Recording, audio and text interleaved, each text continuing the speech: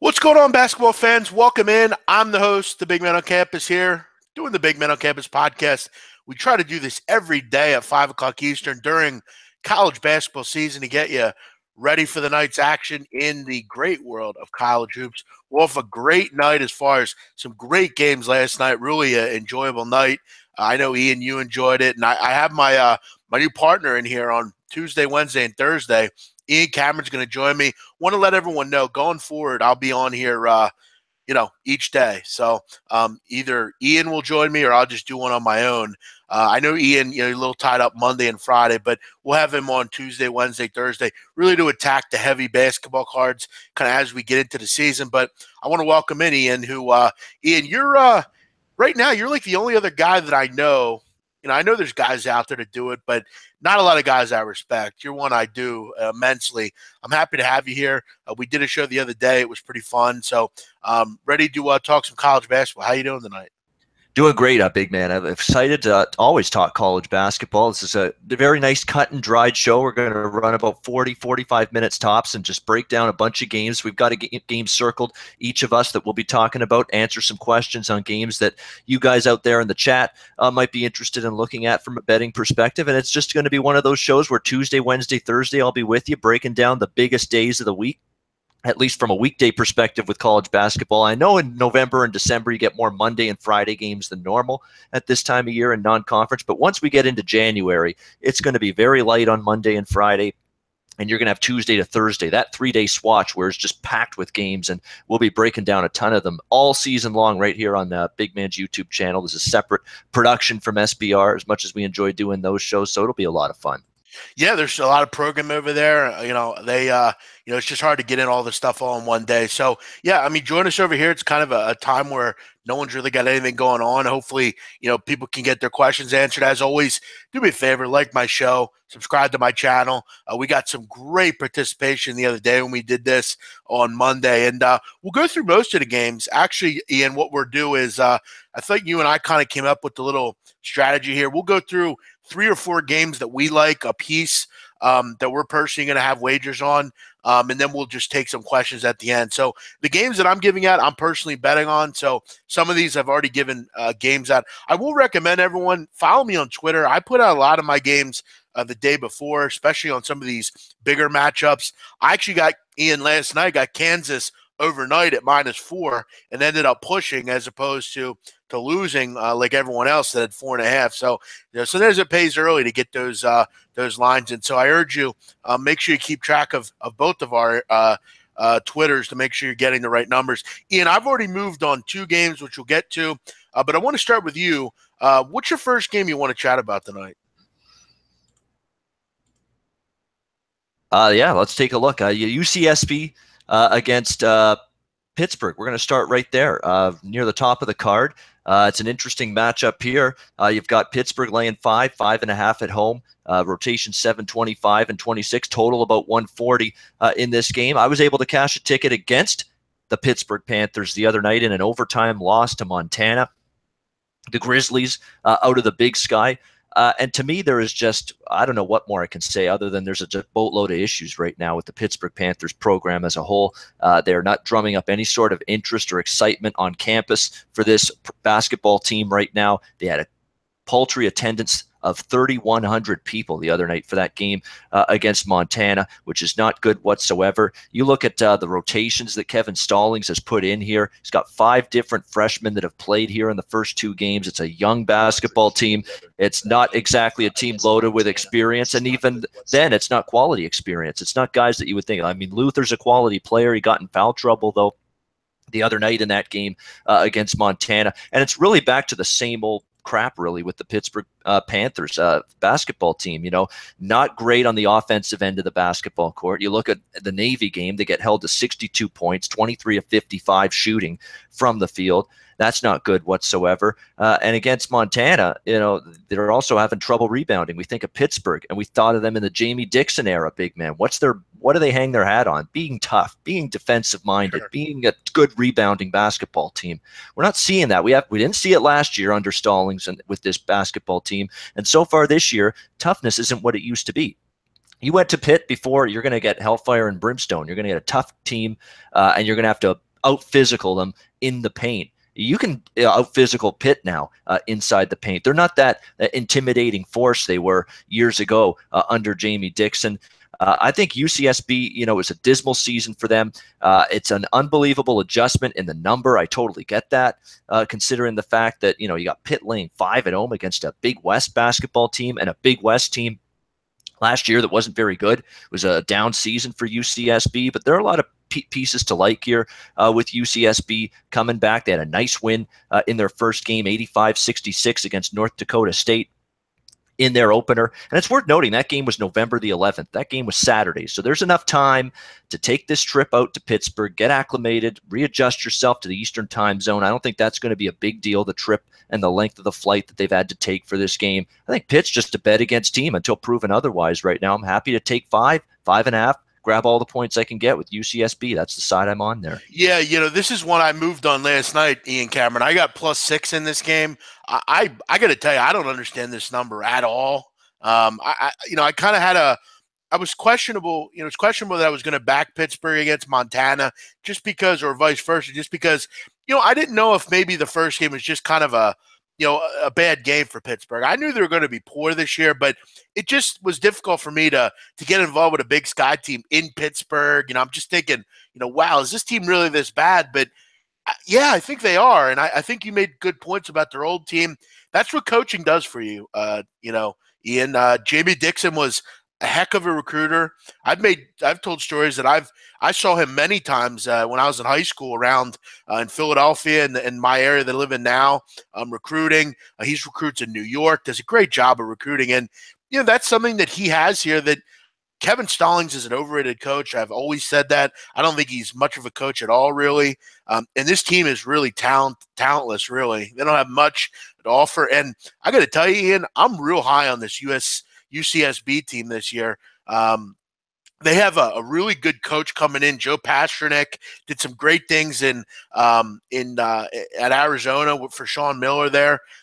He has a really solid team. Everyone's back. Jalen Canty, Leland King, Max Heidegger had a great game against North Dakota State. And don't forget Gabe Vincent, not Gabe Morency, Gabe Vincent. Vincent's their best player. I think they go on the road, and I'll gladly take the really nice impost here. 6 points, whether it's 5 or 4 or 6. I think anytime you can get points against Pittsburgh, and Ian, this Pittsburgh team, you kind of thought maybe it was a bit of just they played bad for 1 or 2 years, but I don't see a lot of talent in this team, maybe other than Ryan Luther. They're a bad basketball team. I totally agree with you here. I've actually already bet this one, and it's a play for me. I'm going to go to one of mine here, Ian. I'm going to go with and guys, I want to foreshadow something. I was just going to say something, big man, before we continue. You're right. You want Gabe Vincent playing on your basketball team, not Gabe Morency. That's for sure. What are you doing, man? You're supposed to pass the ball. Holy shit, fuck. You're supposed to pass the ball to me, fuck. Shit, fuck. I'm right here. I'm wide open, fuck. I agree with you. You want Gabe Vincent, not Gabe Morency. But, one thing I do want to mention, guys, and I'm not jumping on anyone. I don't want to hurt anyone's feelings. But if I send a game out, Ian, and I send it out at that number, I like it. If I get beat on line movement, it happens. I got beat on Creighton. I got +3. It went up to 5. What are you going to do? But when I'm looking at short underdogs like this, Ian, my thoughts are, can this team go in and win outright? And do I have confidence that they're going to win? And I have a lot of confidence that Creighton going and win this game. Northwestern's an interesting team for me because, I've really been underwhelmed with their performances over the first 2 games. They struggled against Loyola, Maryland to really get any sort of separation there.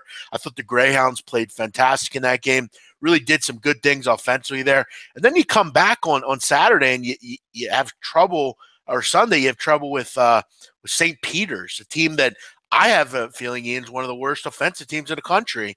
I just think there is a little too much pressure on this team, especially after last year's run into the tournament. You had celebrities rooting for them. They're in Chicago. They're kind of that school now with a high-level coach. There's just, I think, a little too much pressure on this team, and I got to really wonder if they're that good, really. I also, Ian, I'm very concerned with their lack of depth.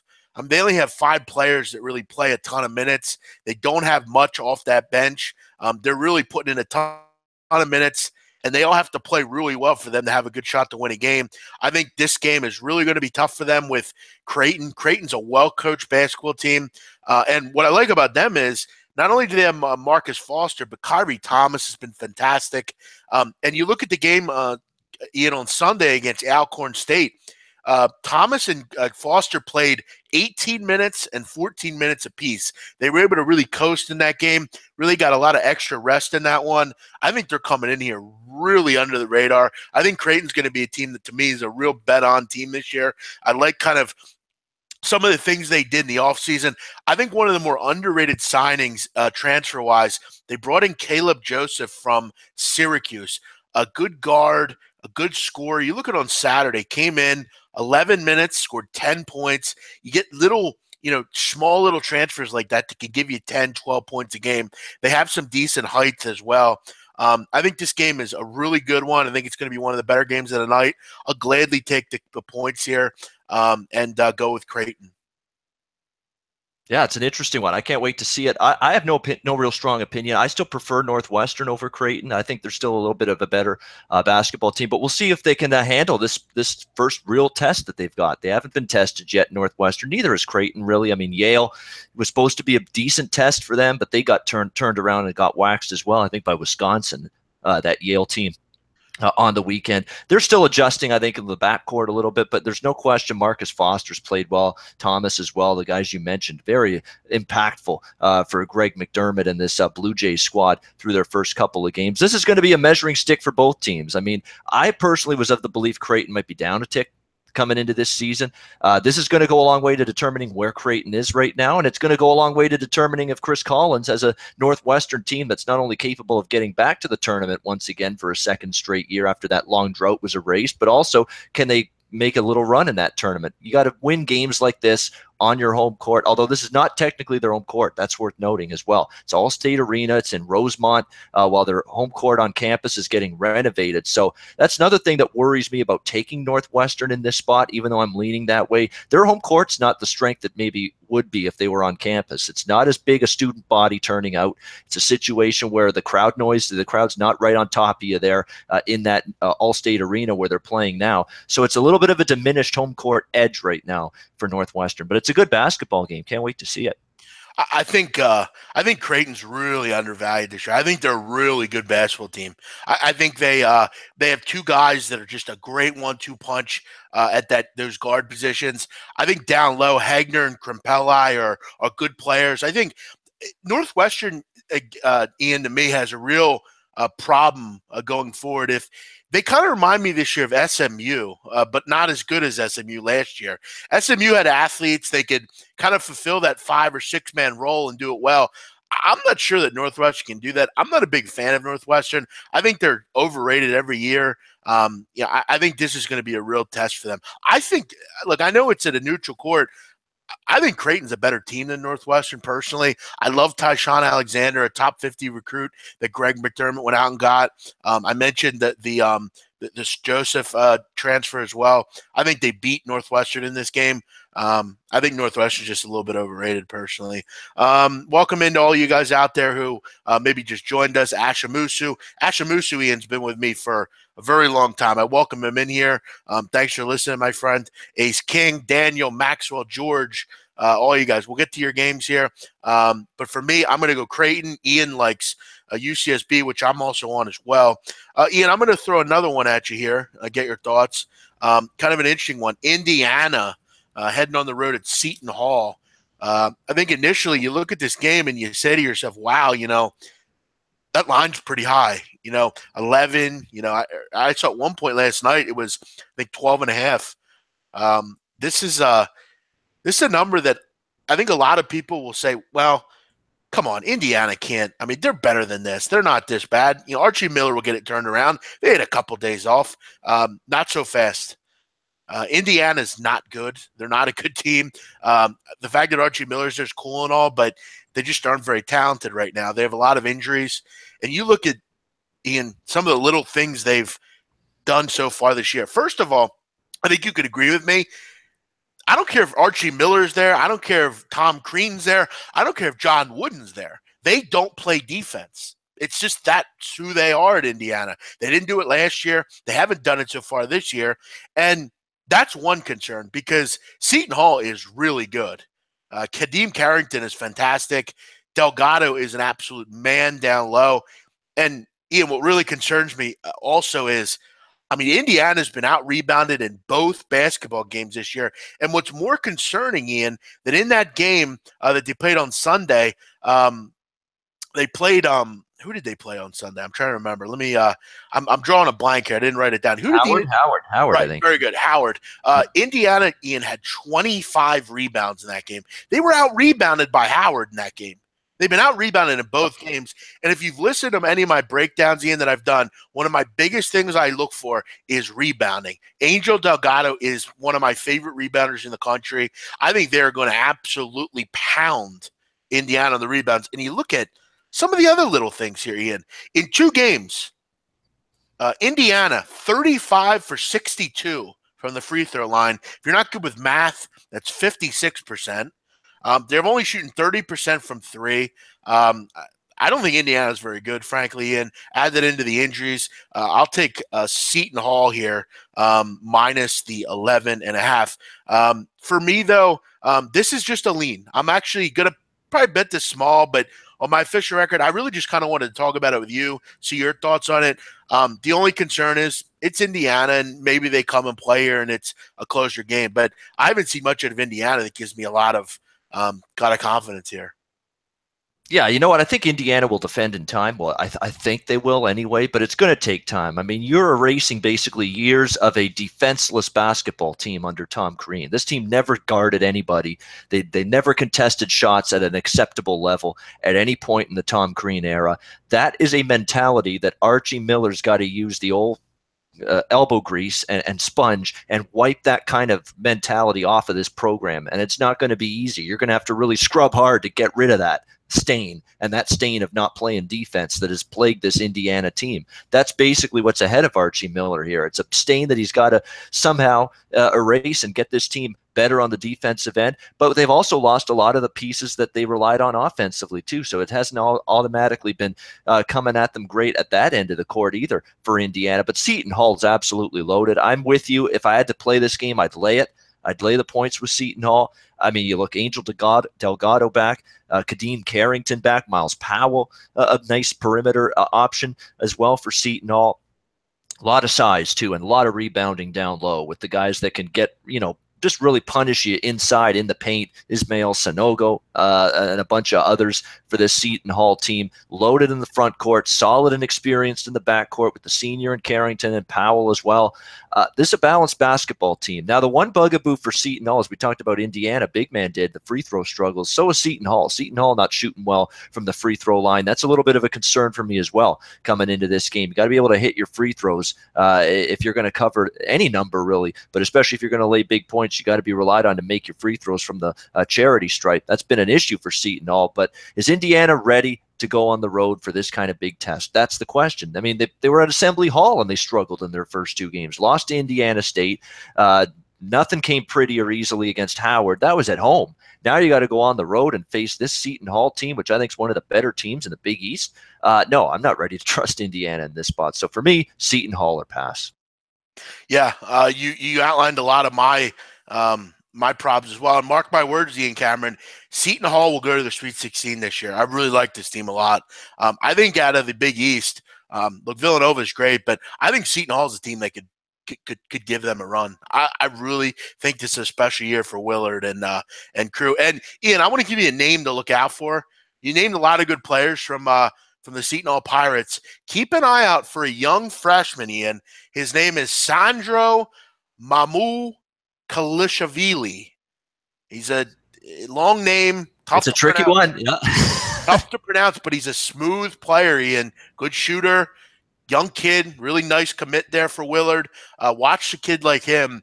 He'd come in and give you some nice minutes. I mean, you look at what Igor Kochalov has done for Florida. I mean, what a transfer out of Rice for them.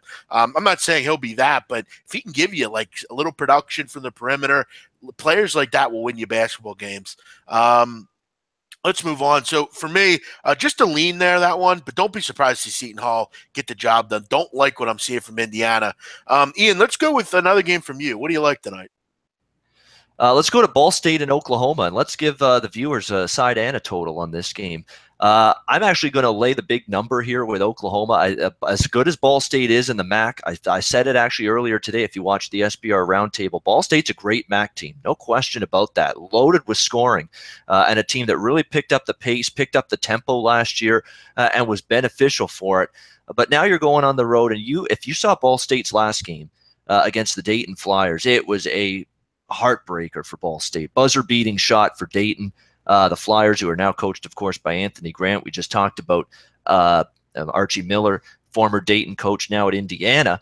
But Dayton, on a buzzer beater, beats Ball State the other night. The kind of loss that you just don't come back from, I think, very easily here. And now you got to go on the road again for a second straight game if you're Ball State and take on this Oklahoma team that everything went wrong for them. Injuries depleted Oklahoma last year. It was a frustrating season for Lon Kruger's squad, no question. But we know we're dealing with one of the better coaches in college basketball and an Oklahoma team that I think can take advantage of A, the spot here for Ball State, and B, the scoring. I mean, this team is going to be able to score points, no question about that. I think it's a team that's poised for a better season this year and has a chance maybe to throttle Ball State a little bit. Like I say, I'm not exactly in love with the MAC as a conference this year. I think it's a little bit down, lost a lot of key talent from last year, especially the top-heavy MAC squads from a season ago. So I'm happy to lay 16.5 with Oklahoma. And I also like the over, even though the total's climbed a little bit. It's had a lot of movement, actually. I think it was 158. It's up to as high as 163, 63.5 now. But I agree with this totals move. Oklahoma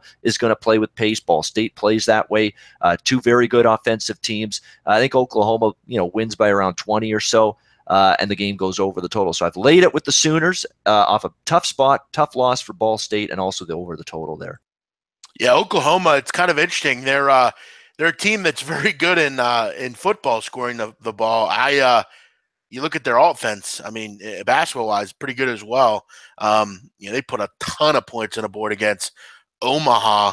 I like Trae Young a lot. One of my favorite recruits coming in this year for Oklahoma. Great get for Kruger and Oklahoma. And guys, I'll answer some of the questions at the end here. We're just kind of go through a couple that we really like. Ian, third game for me, I'm going to go with, and I mentioned this on the roundtable today. I really like this game. It's probably one of my favorite of the day. UNLV, it's up to 18.5, but on the roundtable, I get 17.5. So that's where I played it. But I really think anything above, I mean, Ian, let me ask you real quick here. If this line was 24.5, would you bet it? That would be tougher for me to bet. I'll tell you what, this is a popular side. I have people that I respect in college hoops that send me opinions all the time. There's a bunch that have lined up on this UNLV side tonight that are laying this kind of number. But really, I mean, I get I know what you're going to say. It might be a little too high, but I think and I've mentioned this before, SWAC and MEAC schools, Ian. It's kind of unfair, the level that they have to play at. I mean, they're really, as far as they don't get any recruits. I mean, these aren't high-level basketball players a lot of the time. The travel they have to do. I mean, the stuff they have to do. It's your average YMCA guys almost, yeah. Right. It's, a lot of walk-ons. It's a lot of, kids that want to play at the D1 level. And, they really play hard. I mean, these are kids that are stretched as far as school. I mean, a lot of them don't meet the academic requirements due to the rigorous basketball schedule. Actually, Ian, if you ever have time, Real Sports with Brian Gumbel did a really good piece on this pay-for-play stuff in college basketball, basically, where a team like Prairie View will just take these games for paydays and get crushed. But the toll it takes on the athletes is really the real crime, because it's basically saying, all we want out of you is to do what you can for us to make us money for our athletic programs. And, hey, if you don't do good in school, well, that's on you. But, hey, you sign up for what you set up for. And at the end of the day, I just think this is a big mismatch. I'm very high on UNLV this year. I love Marvin Menzies as a coach. I thought late in the year last year, they really turned the corner. And, the fact that he went out and early in the season, it's so much about recruiting. He went out and got Brandon McCoy, a mammoth kid, to come in. And I think size is really going to play a big part in this game. I mentioned on the roundtable earlier, Prairie View A&M has one player over 6'4". I think they get eaten alive down low, and it reminds me a lot of the game on Friday they had against Florida A&M. It's a similar opponent, a similar poor team that really is just going to be overmatched. I laid the 17.5 with the Running Rebels here. Yeah, no argument. I mean, I'm actually on it as well. Bet it. Why not? I mean, you look at, because then I started digging it. Actually, I looked into it even more after the roundtable when you mentioned it. Look at these results for Prairie View. I mean, they've been just dreadful. I mean, they lose by 21 at Utah, by 33 points at Oregon the last two games. And, you know, UNLV maybe not on that level yet, but certainly if they play their A game, they're good enough to win by at least 20, and that's all you're going to need here in this kind of price range. So it's been real tricky for Prairie View, A&M. And again, they're outmanned pretty much at every position. We're talking about one of the absolute lower level conferences in all of college basketball in terms of being able to step up in class. They just haven't been able to do it. And you talk about a discrepancy at the free throw line, and that's always something I look at. 79% free throws for UNLV, only 59 for Prairie View A&M. So holy mackerel, 20% difference in terms of making your free throws. That could come into play here, especially if this game's dangling around the number in the latter minutes. One team can hit their free throws, the other team can't. And I think one of the best Twitter follows for me in college basketball is John Rothstein. I follow his stuff a lot, retweet a lot of his stuff because he's got good things to say. Although I got to disagree with him and give him hell for one thing. He talks about last night Stanford loses a bye game or a pay game to Eastern Washington. Well, hold on now. Eastern Washington can play a little bit. Come on now. Eastern Washington's a decent great basketball team. They've had some good teams in the last few years, so that's not a complete sham or disgrace of a loss if you're Stanford last night. Surprising, yes. Mildly shocking, yes, but not a complete disgrace. Eastern Washington does have talent. Yeah, and I think I think if we've seen anything, and you know what's interesting, Ian, you kind of look at this program, UNLV. What happened to UNLV in the first game of the football season this year? No, they lost. Oh yeah, they got absolutely. They lost. They lost by a huge favorite. Well, what are they? 42-point favorite to Howard University. Yeah. I'm not saying that's going to play any part in this game, but they go to the same school. Yeah. They see what happened. I mean, you don't want to be that team. I think UNLV is a buy-on team. And for anyone that's unaware, the SWAC, which is the conference that Prairie View A&M's in, is to me the worst basketball conference in the country. They're regularly, just terrible. They're just not good. So no swag in the SWAC, huh? No. And last year, it's interesting. Prairie View actually went on the road and beat Fresno State, which is pretty surprising. So I think Marvin Menzies, you want good coaches in situations like this, coaches that, really prepare their team. I think they come in. I think they win by 30, frankly. So yeah, I would, someone's asking, want to take it at 19.5. Yes, I would probably take it anywhere. 19.5. Yeah, Scott Weaver. There he is. Good. It's interesting. Scott Weaver joined us. Scott Weaver, an old friend of mine, Ian Cameron. We've actually, him and I've over the years done a basically when you see a Power 5 team against a SWAC or MEAC team, no matter what the line is, you lay it. And this wouldn't necessarily be a Power 5 school, but I still think UNLV's good enough to lay a big number here. I think they crush the Prairie View A&M Panthers here. Ian, give me it's a popular side. I can tell you that right now. I mean, if there's going to be a lot of people happy if UNLV covers this number tonight. Yeah, I think Delta 75 is right on the money. I think this is like a 90-65 type of game, maybe even worse. I could see UNLV hitting the century mark maybe. They're going to have a ton of easy opportunities here. Ian, hit us with another game. Yeah, this is the third one I mentioned. I mentioned this on the roundtable, but worth re-mentioning. The Jacksonville State Gamecocks were on that side as a slight underdog against the Buffalo Bulls, who, again, have been one of the top teams in the MAC in terms of basketball the last couple of seasons, dating back to when Bobby Hurley was the coach there. But it's a Buffalo team that I think is a little bit of a tick down, and a conference that I think is a little bit more than just a little bit of a tick down this season. Buffalo team that didn't exactly play a great basketball game the other day against Canisius, although that is one of those little in-state rivalry games where teams get up for it. I understand that, but you see Buffalo life or death to beat Canisius the other day, and then you see Canisius turn around, get really walloped by Air Force last night. So that tells you that maybe there's some issues right here with this Buffalo team. One thing's for sure, it's a little play against Buffalo. It's also a little play on Jacksonville State, one of the better teams in the Ohio Valley Conference. This was a tournament team a year ago, and a pretty good one. Let's not forget they covered the number in that game against Louisville in the NCAA tournament last year. It's a very good basketball team. It's a very potent offensive basketball team here that the Jacksonville State Gamecocks have. There's a lot of weapons here on this basketball team. Christian Cunningham, a very good low post behemoth for this Jacksonville State squad as well. Ray Harper, a coach that's been around the block here in the college basketball ranks. Coached Western Kentucky a long time ago. Knows what he's doing. He's got a pretty experienced team, and you saw what they did the other day against Richmond, the Spiders, who are, out of the Atlantic 10. They've always been pretty consistent, pretty solid.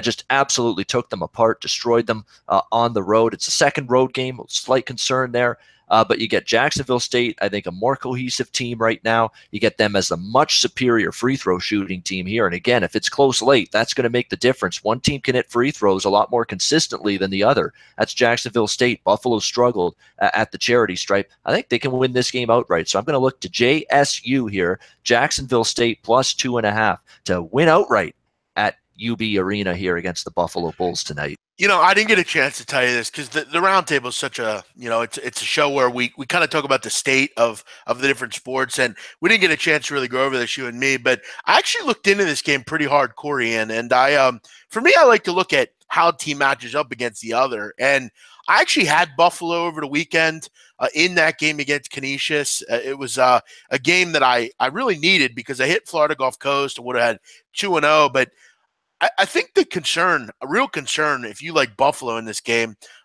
is, first of all, I think Jacksonville State's really good. I think Ray Harper's done an unbelievable job at this school. Malcolm Drumwright's great.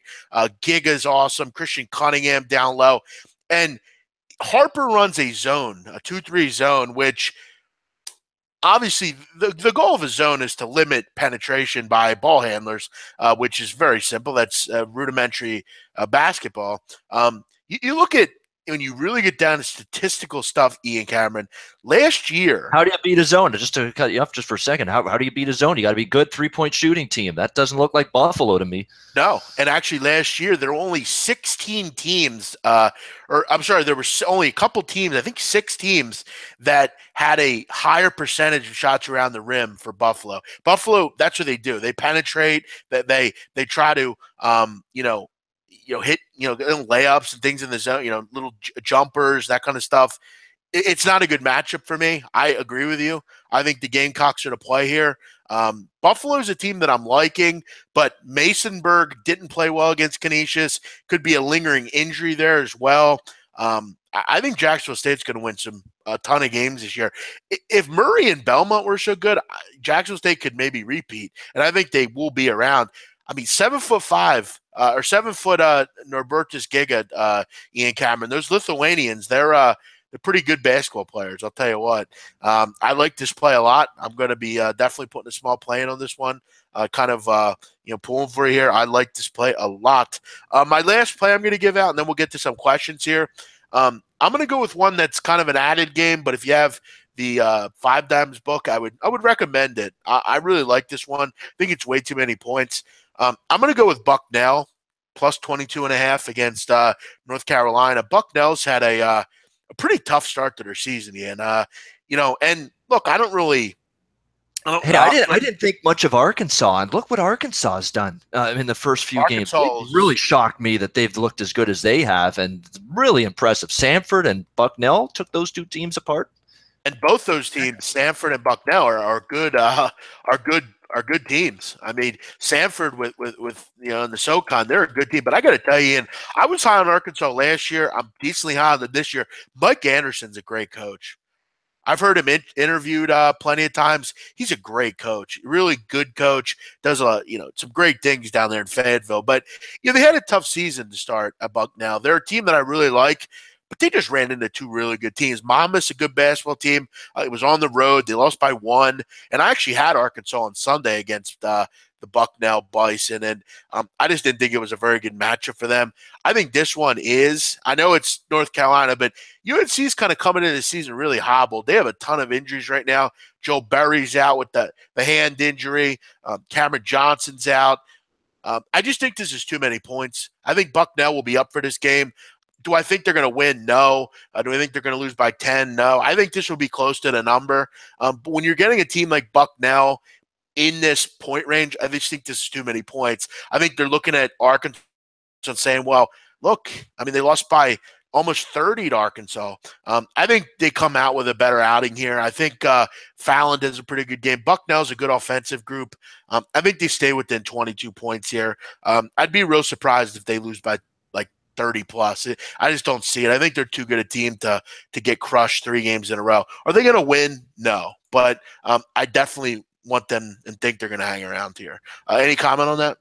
Yeah, I don't mind it. I'll go bet it right after the show's done, to be honest with you. I hadn't looked at it one bit. You can only do so much at this time of year, but I do know Bucknell and the Patriot League year after year, they're there. They're in the conversation to win that conference, to be the automatic bid from that league every single season. They're always well coached. They're usually pretty good on the defensive end of the basketball court, and you would think that might show up here after 2 real tough games to start the season. I mean, they've really had a tough schedule dealt their way, the Bison so far. So maybe it's a good chance for them to, maybe the point spread's deflated a little bit now after these first couple of performances they've had, and a good time to step in and bet them. So yeah, I'll go in and look at that one myself once we're done.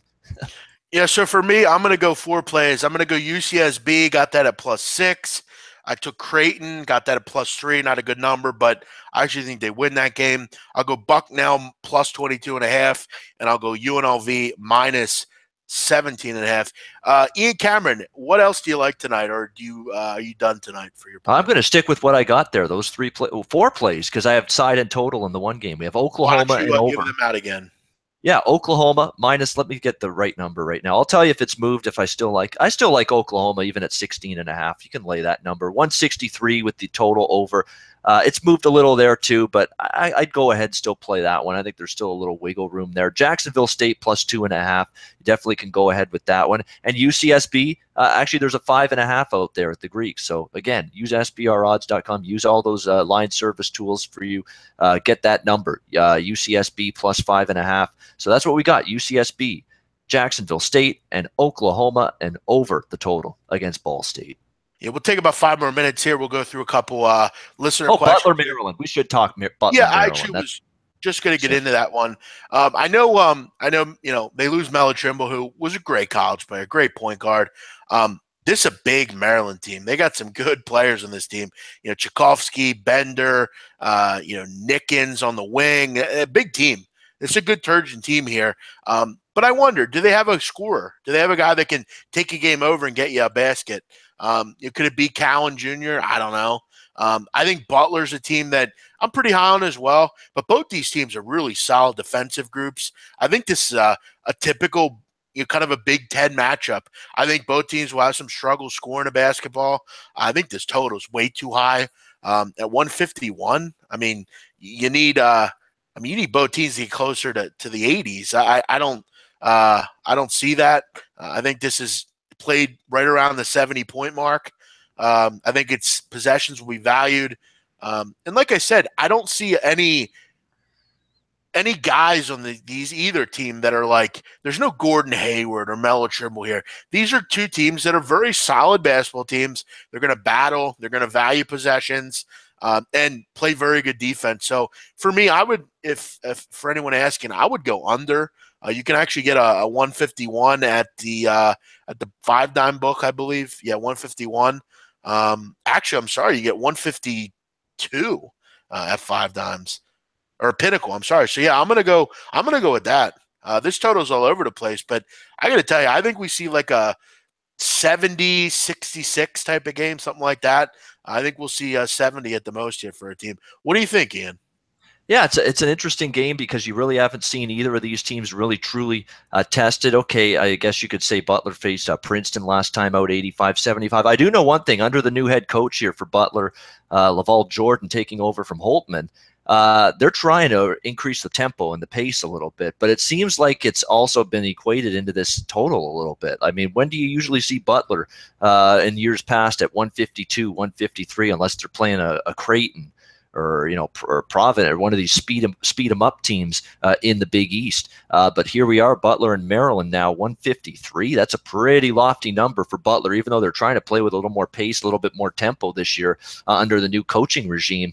And you still wonder, are they going to be able to take this offense with them on the road? It's they've definitely. I like Keelan Martin's a really good player for this Butler team, no question about that. 5 players that have scored in double figures so far. That's all fine and dandy, but you did it at Princeton and Kennesaw at home, 85 and 82 points. Now you got to go on the road, do it here against Maryland, who have been very good defensively. 35% shooting allowed, just 26% from three-point range early on. So again, Maryland digging in at the defensive end of the court. So a really interesting game for me. I'd actually lean a little bit here to the Terps. As at a short number, 4.5. I don't know if Butler's ready for this kind of game on the road just yet. Not exactly battle-tested first 2 games, and maybe some value under. I mean, I'm staying away from that total, but it's pretty high, and I know Butler, like I said, they've increased the tempo, but it seems like it's accounted for in that number. Yeah, no, I hear you on that. I just think this total's too high, which you'll get early into the season. I mean, Syracuse last night, I mean, their total was at like 160. You get in Syracuse at 160. They're a great defensive team. I think we see a really valued game here for both sides. Possessions will be important. Ian, what I'm going to do, I know you got the closing line coming up. We'll give you a little, couple minutes to get out of here early and you get yourself a drink or you rest your vocal cords a little bit. I know you got a lot of shows to do. What I appreciate that, my friend. I'll wrap up a couple with some questions here. I'll take a couple, and after we sign off here, make sure you head on over to our esteemed SBR and check out Ian Cameron with Donnie Wright said on the closing line. They'll be talking NHL and some other great things. Ian, why don't just before you go, you give out your plays one more time. One more time. UCSB plus 5.5 at Pittsburgh. Oklahoma minus 16.5. as well as over 163 against Ball State. And we're on Jacksonville State plus 2.5 against Buffalo. And someone asked me in the chat about Nevada and Santa Clara. I really like that Nevada team. I'm not stepping in front of them right now, though the spot's a little dubious now facing Santa Clara after a big win against Rhode Island at home. So it's not a great spot, Nevada spot by any stretch of the imagination. And I know Herb Sendek's got Santa Clara trending upward in the WCC, but Nevada's not a team I want to step in front of. So if I had a bet there, it's Nevada minus 5 or nothing. Yeah, I agree with that, which I'll get into in a second. Ian, thanks for coming on. We'll see you tomorrow here. We'll be back, you and I, tomorrow to hit the Thursday card. Absolutely. Thursday, 5 p.m. Eastern. I'll be back with you, big man. Have a good one. Good luck tonight. All right, buddy. Yeah, have a good night, man. Appreciate it. See ya. You can find Ian Cameron coming up next right after me here over at SBR. I'll go through 2 or 3 more questions here, and then we will wrap the show up tonight. Nevada, Santa Clara, this is a tough spot for them, as he said, off that big win against Rhode Island, which what a great game. I mean, if you saw that one, a really good one. And I got to tell you, I'm kind of high on the Broncos here. I like Herb Sendek a lot. I think he's a pretty good coach, especially out in that area. He did some good jobs recruiting. KJ Fagan's a great player. Eli Scott he brought him in. Eli Scott played with the Ball brothers at Cheeto Hills. And they're always very good in transition, defensive-wise, Santa Clara. It's a tough spot. I would lean Santa Clara, to be honest. I like Nevada a ton, and they could blow them out of here. But spot-wise, I have to go with Santa Clara. I think in this spot, it's one I would lean with the home favorite or the home underdog here. Valpo was close for me against Edwardsville. Edwardsville is dreadful. I like what Matt Lodich has at Valpo, but it is on the road, so I stayed away from that one. Let me get there a couple more. Yep, big man, Sixers on tonight. Yeah, I'm excited for the game tonight. It's nice to have some interesting basketball for a change. 10:30 against my boy Lonzo Ball. What else do we have here? Couple people asking Valpo. Yep, went over that one. Yep, I already went over Indiana. Feel free to listen to the show back, guys. Whenever you get a chance, you can listen to it. You can check back in. Joel Berry's not playing tonight. No shot. Joel Berry's hurt. I heard at least another week or so. I wouldn't say they're feisty, Kevin. I think they're a good basketball team. Jordan Caroline's great. And I just don't like the spot here for them on the road. It's, to me, Santa Clara or pass. Personally, UCLA, interesting spot tonight for UCLA. You have a press conference on the day of a game.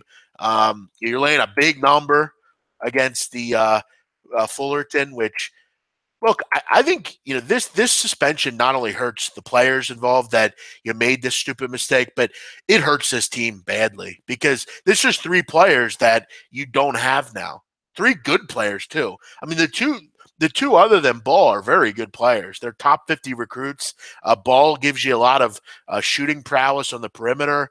I don't like this, and this also is valuable playing time that they would have against opponents that they can play well against, get confidence. It's just a sad situation, really, for the whole team because now the whole team's affected. The student athletes are affected, and all because of a stupid mistake that you just can't make. So, yeah, for a number like this, I would back them last year laying a number like this, but this year's team, I might grab, and I'm sorry, they don't play Florida. They play Central Arkansas. My bad. I was looking at the wrong game. My fault. Yeah, Central Arkansas is a different story. I was looking at St. Mary's, who plays UCLA. But nonetheless, I mean, Central Arkansas is a little bit. They're definitely a much worse team than Fullerton. Central Arkansas doesn't stop anybody. It's a pass for me. But I think going forward, I definitely will be looking into UCLA a little bit more. Their numbers might be a little too high for my liking. So my apologies on that mistake there. Other than that, guys, yeah, Cameron, for the 8th time, no, I'm just sticking with the game that I have. No. I'm not doubling down on games. That's not. I don't do that. I make one bet. I had it. Unfortunately, sometimes you get bad numbers. I'll take my 3. I think they win the game. No, I'm not. I don't double down on games. If I lose, I'm going to lose. Fuck Trump with that. I wonder if he'll thank me. Yeah. Well, that's what he does. So we'll let him do what he wants to do. But I thought it was a pretty classy speech today by those kids. They clearly made a mistake. We also have to remember we were all 18 once. We were all 17 once. I've done some real stupid shit in my life. I've made my parents. I've been embarrassed that I've done things that my parents don't know that I did, and I wouldn't want them to know. And I think we all need to look in the mirror and remember that we all do bad things as well sometimes. These are kids. They were trying to impress each other probably, and they did something stupid. Do I think they should be suspended and face criminal charges? I don't know. I mean, I think it's kind of a shame that if I did this, I'd probably go to jail. But here is my difference between, if you listen to the roundtable, I laid in to the Florida program for not doing anything. But I think we need to remember, notice I said second offenders. If Lonzo or LeAngelo Ball goes out a month from now and steals again, then yes, I think you should be immediately removed from the program. I think you should face criminal charges. But I'm not going to jump on the kid for one mistake that he made. You have to remember, kids in this situation, it's not easy. Okay, you have everyone looking at you. You have everyone watching your every move. And while it's stupid to do it, maybe he just wants to be a regular. He saw someone else do it and he did it. It's a bad thing. He shouldn't have did it, but I don't think he's a criminal. I don't think he should go to prison. I don't think he should face further scrutiny for it. Give him a couple games off. Believe me, those kids, I think they readily know what they did was wrong. They're trying to be hard. That's what the kids do nowadays. They want to be hard. They want to impress their friends. They want to impress the people that watch them. And yes, I really do believe a lot of these kids do this stuff to get attention. They want people to think they're hard. And why I say this, the last thing I'm going to say tonight is the Ball brothers actually do a reality TV show. And in the one episode, Lonzo has a rap career, and he mentions and makes comments like, he does, he knows the streets and stuff like that, which he doesn't, but he's just trying to sound cool. That's what these kids do nowadays. It's cool to do that. When I was coming up, hell, there are people that I worship that most other people wouldn't. But people are raised differently. The kid acted out, did something stupid, and he has to pay for it now because I don't know if anyone else knows the other two kids that did anything. We don't know their names. We know the Ball brother. You got to be yourself. He did what he did, and it is what it is. Let's move on. Johnny Fiorenza. Johnny, you're a tough person to please, I'll tell you. I just did an hour show with all my picks. Now you want me to tweet them out? Sure, I'll tweet them out. Other than that, have a great night, guys. Enjoy the night. A lot of good basketball tonight. One more time from me, I am on UCSB +6. Got that last night. I'm on Creighton +3. Got that last night. I'm on Bucknell +22.5. And I'm on the Running Rebels of UNLV -17.5. Everyone catch me here. 5 o'clock will be on tomorrow night. Ian Cameron and I will be back chatting about the Thursday card. Please subscribe. Make sure you get notified when we go live. Everyone enjoy your night, and I'll see you tomorrow. Bye-bye.